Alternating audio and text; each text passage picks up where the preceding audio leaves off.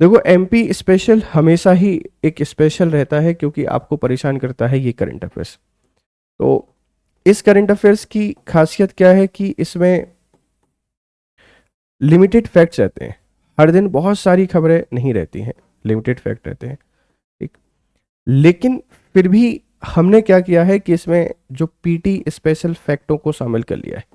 Prelims special जो fact हैं, in prelims special fact को शामिल कर लिया है, तो ये बहुत इंपॉर्टेंट हो जाता है, बहुत बेहतर बन जाता है, ठीक है। चलिए देखो, ये हमारा आरएम 11.0 है, आप इसमें एनरोल कर सकते हैं। ये जीआरएस कोड के थ्रू, जीआरएस मेरा कोड है, इससे आपको डिस्काउंट मिल रहा है। और आप 2026 की तैयारी कर रहे हैं, 2027 की तैयारी कर रहे हैं, 2028 की तैयारी कर रहे हैं, इस कोर्स में आप लोग एनरोल कर लें। एक बहुत शानदार कोर्स है, बहुत ही शानदार टीम आपको यहाँ पर पढ़ा रही है, इस बात को ध्यान रखिएगा। तो आप इसमें एनरोल कर सकते हैं जीआरएस लाइव कोड के थ्रू। मध्य प्रदेश स्थापना दिवस उद्योग और रोजगार वर्ष पर केंद्रित है। अब आप सबको पता है कि 1 नवंबर 2025 को हम अपना स्थापना दिवस मनाएंगे। सॉरी, जो स्थापना दिवस है मध्य प्रदेश का, ये 1 नवंबर को मनाया जाता है। आपका जो स्टेट रीऑर्गेनाइजेशन कमीशन है, इसने 1 नवंबर 1956 को राज्यों का गठन किया। फिर 1 नवंबर 2000 को हमने अपने आप को रीऑर्गेनाइज किया। तो इसीलिए 1 नवंबर की इम्पोर्टेंस काफ़ी ज़्यादा है।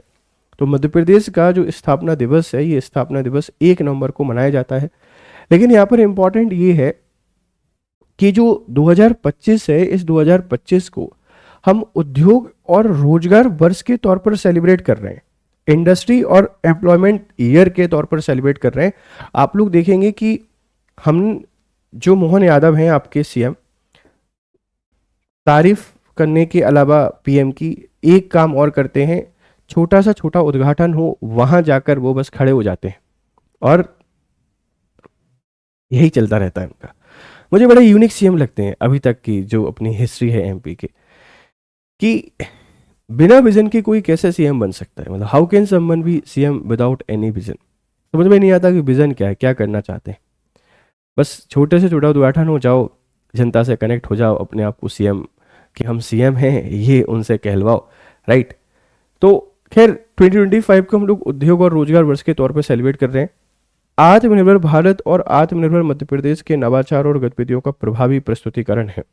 तो मुख्य उद्देश्य क्या है कि जो आत्मनिर्भर भारत है और आत्मनिर्भर एमपी है, हम इन विजन को मतलब इन विजन को लोगों को बताएं कि भाई हम क्या करना चाहते हैं, कैसे आत्मनिर्भर बन सकते हैं।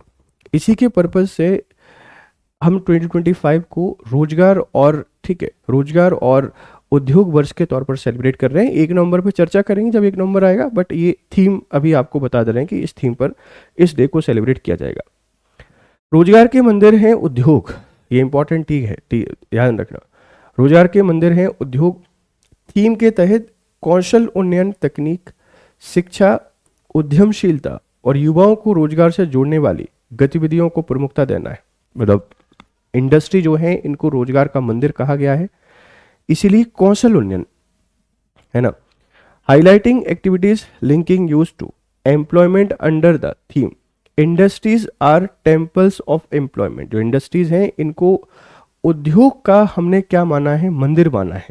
Including skill development, technical education and entrepreneurship, इन सब को हमको बढ़ावा देना है, ध्यान रखना। Present economic dynamism from religious, cultural and tourism activities, धार्मिक, सांस्कृतिक और पर्यटन गतिविधियों से अर्थव्यवस्था में आई गतिशीलता को प्रस्तुत करना है। बीते 2 वर्षों के नवाचारों को प्रस्तुति में शामिल करना है। Display innovation from the past 2 years, 2 साल के जो इनोवेशन है उनको हमको यहाँ प्रेजेंट करना है। तो आप ऐसे याद रखें कि 2025 को हम लोग मना रहे हैं रोजगार और उद्योग के वर्ष के तौर पर, और इसमें हमको ये सारी चीज़ें डिस्प्ले कर ली हैं, सारी चीज़ें हाईलाइट करनी है कि आत्मनिर्भर मध्य प्रदेश बनाने में इन सब का क्या कंट्रीब्यूशन है। तो जब भी आप लोग आत्मनिर्भर मध्य प्रदेश को लिख रहे होंगे, है ना, आत्मनिर्भर एमपी को लिख रहे होंगे, तो आप ये डेटा लिख के आ सकते हैं कि हम उद्योग को कैसे सेलिब्रेट कर रहे हैं, या रोजगार के मंदिर कहा जाता है उद्योग का, इसमें कौशल उन्नयन, ठीक है, तकनीकी शिक्षा, उद्यमशीलता, हर एक चीज को शामिल किया जा रहा है। मुख्यमंत्री मोहन यादव ने महत्वपूर्ण घोषणा की है। 12 अक्टूबर को उन्होंने 29वीं किस्त जारी की और श्योपुर में ट्रांसपोर्ट नगर का निर्माण कराया जाएगा। एक ट्रांसपोर्ट नगर बनेगा, है ना, ट्रांसपोर्ट नगर बनेगा श्योपुर में। ढोंडर में संदीपनी विद्यालय का निर्माण होगा। सालापुरा से माता सूला तक रोड का निर्माण कराया जाएगा। ये कुछ भी कर देते हैं, कोई दिक्कत नहीं है, आप बस इतना याद रखना। जैसे सीप एवं कदवाल नदी के गुप्तेश्वर, सोनेश्वर, पंडित घाट और जाति घाट आदि घाटों का सौंदर्यीकरण किया जाएगा। कभी कभी इस तरीके की चीज़ें आपसे पूछ ली जाती हैं कि क्या और इन नया होने वाले, से ट्रांसपोर्ट नगर वाली बात आ गई, ठीक है। या फिर आपसे ये कोई पूछ सकता है कि सीप एवं कदवाल नदी के जो गुप्तेश्वर, सोनेश्वर, पंडित और जाति घाट हैं, इनका सौंदर्यीकरण यहाँ पर कर दिया जाएगा, ठीक है। तो एक तो ट्रांसपोर्ट नगर, दूसरा ही ढोंडर में संदीपनी विद्यालय, और ये चीज़ें कभी कभी आपसे कोई पूछ सकता है, देख लीजिएगा। भावांतर योजना को लेकर बात है कि जो हमारा सोयाबीन है, सोयाबीन के लिए भावांतर योजना को लॉन्च किया गया है। और भावांतर भुगतान को आप सब लोग बहुत अच्छे से जानते ही जानते हैं। ये एक बार पहले भी आई थी, पर पहले किसान इसको नहीं समझ पाए थे, बट अब समझेंगे शायद। भावांतर भुगतान में क्या होता है कि जो एमएसपी होती है, एमएसपी से जितनी भी कम मार्केट प्राइस होती है, इस डिफरेंस को सरकार पे करती है, और इसीलिए इसको भावांतर भुगतान कहा जाता है। तो सोयाबीन के लिए लॉन्च किया गया है, ठीक है। श्योपुर से वीसी द्वारा इंदौर के देवालपुर में आयोजित भावांतर भुगतान कार्यक्रम में जुड़कर किसानों से संवाद किया, ठीक है। एक नई योजना लागू की गई है। ई उपार्जन पोर्टल और पंजीयन की प्रक्रिया 17 अक्टूबर तक जारी है, और भावांतर भुगतान योजना 24 अक्टूबर 2025 से होगी प्रभावशील। 24 अक्टूबर 2025 से प्रभावी होगी, इस बात को थोड़ा सा ध्यान रखिएगा, एक इंपॉर्टेंट इनिशिएटिव है। अब कुछ ही प्रीलिम्स स्पेशल के फैक्ट की बात करते हैं जो इस क्लास को इंटरेस्टिंग और बहुत शानदार बना रहे हैं। आप इसको अपना सपोर्ट, अपना प्यार हमको जरूर दें। जैसे अनुसूचित जनजातियों से संबंधित कुछ संवैधानिक प्रावधान है, ठीक है। परिभाषा की बात करते हैं। शेड्यूल्ड ट्राइब्स, सच ट्राइब और tribal communities or parts of tribal communities as are deemed to be scheduled tribe for the purpose of this constitution under article 342। तो आर्टिकल 366 का सब आर्टिकल 25 क्या कर रहा है, डेफिनेशन बता रहा है, डेफिनेशन ऑफ ट्राइब, जनजातियों की परिभाषा। 360 का सब आर्टिकल 25 क्या कह रहा है, अनुसूचित जातियों से जनजातियां, ऐसी जनजातियां या जनजाति समुदाय अथवा जनजाति समुदायों के भाग जिन्हें संविधान के प्रायोजनों के लिए अनुच्छेद 342 के अधीन अनुसूचित जनजातियां समझा गया है, इस बात को ध्यान रखना। अनुच्छेद 342, राष्ट्रपति किसी राज्य या संग्रह क्षेत्र में वहां उसके राज्यपाल से परामर्श करने के पश्चात लोक अधिसूचना द्वारा उन जनजातियों या उनके समूह को विनिर्दिष्ट कर सकेगा। अब यहाँ पर दो आर्टिकल दिए गए, मिनिमम सपोर्ट प्राइस है बेटा एमएसपी, मिनिमम सपोर्ट प्राइस है एमएसपी। देखो इन दो आर्टिकलों को समझने की कोशिश करना। जो ट्राइब है, इन ट्राइब से रिलेटेड यहाँ पर दो आर्टिकल पर चर्चा की गई है। आप इन दो आर्टिकल को एक बार देख लीजिए कि सबसे पहला है आर्टिकल 366 का सब आर्टिकल 25, 366 जो है, इस 366 का आर्टिकल 366 का सब आर्टिकल 25, ये आपको सिंपली ये कहना चाहता है कि परिभाषा की हम लोग बात कर रहे हैं, परिभाषा जिसको आप लोग डेफिनेशन कहते हैं, डेफिनेशन ऑफ एसटी, अनुसूचित जनजातियों की परिभाषा की बात की गई है। और इन्होंने बोला है कि जनजाति कौन होगा, जनजाति वो होंगे, ट्राइब्स वो होंगे जो आर्टिकल 342 में वर्णित होंगे। अब आर्टिकल 342 में वर्णित होने का मतलब क्या है, मेंशन होने का मतलब क्या है कि 342 में इनके क्राइटेरिया दिए गए, क्राइटेरिया, ठीक है, 342 में क्राइटेरिया दिए गए हैं, इनकी योग्यताएं दी गई हैं कि कोई भी जो कम्युनिटी है उस कम्युनिटी को अगर मुझे जनजाति घोषित करना है तो कुछ निश्चित क्राइटेरियाओं का वो पालन करना चाहिए कि बैकवर्ड होने चाहिए, जंगलों में रहने चाहिए, ठीक है, आर्थिक स्थिति अभी भी वनों पर निर्भर होनी चाहिए, तो आप उनको ट्राइब घोषित करेंगे। तो परिभाषा कहाँ है, 366 के सब आर्टिकल 25 में। लेकिन कोई वर्ग जनजाति बनेगा या नहीं बनेगा, इसके क्राइटेरियाज कहाँ पर मेंशन है, इसके क्राइटेरियाज मेंशन है आर्टिकल 342 में। कौन अनाउंस करता है, अनाउंस्ड बाय, किसके द्वारा इनको अनाउंस किया जाएगा, आप बता देंगे कि करता तो प्रेसिडेंट है, प्रेसिडेंट राष्ट्रपति, लेकिन हेल्प लेता है किसकी? गवर्नर की, गवर्नर राज्यपाल। तो 366 याद रहेगा बहुत अच्छे तरीके से। 366 के सब आर्टिकल 25 में परिभाषा दी गई किसकी? जनजाति की। किसको जनजाति मान रहे हैं? जो 342 के अंतर्गत दिए गए सारे जो क्राइटेरियाज होते हैं उन क्राइटेरियाज को फुलफिल कर रहे हैं, हम उनको ट्राइब बोलेंगे। अब ट्राइब को ट्राइब अनाउंस कौन करता है? ये भी आपको पता चल गया है कि अनाउंस करते हैं राष्ट्रपति साहब। किसकी मदद लेते हैं? राज्यपाल साहब की मदद लेते हैं। तो कोई जनजाति ट्राइब बनेगी, इसके क्राइटेरिया और इसकी परिभाषा, ये सारी बातें आपने बहुत अच्छे से याद रखनी है। मुझे पूरी उम्मीद है कि आपको याद हो जाएगा। अब इनकी सोशल सिक्योरिटी से रिलेटेड कुछ प्रावधान दिए गए। देखो, सामाजिक सुरक्षा, अगर मैं आपसे बात करूं सामाजिक सुरक्षा को लेकर, तो अस्पृश्यता का अंत है आर्टिकल 17 में। एवोल्यूशन ऑफ अनटचेबिलिटी है, इसमें बहुत बहुत बढ़िया अच्छे तरीके से बात की गई है। 3 बातें आप समझें। अगर मैं सोशल सिक्योरिटी की बात कर रहा हूं और आर्टिकल की हम लोग बात करते हैं, आर्टिकल की, तो सबसे पहले तो आप यहां बात करें एक आर्टिकल 14। जो आर्टिकल 14 है, आर्टिकल 14 ये इक्वलिटी ऑफ लॉ की बात करता है।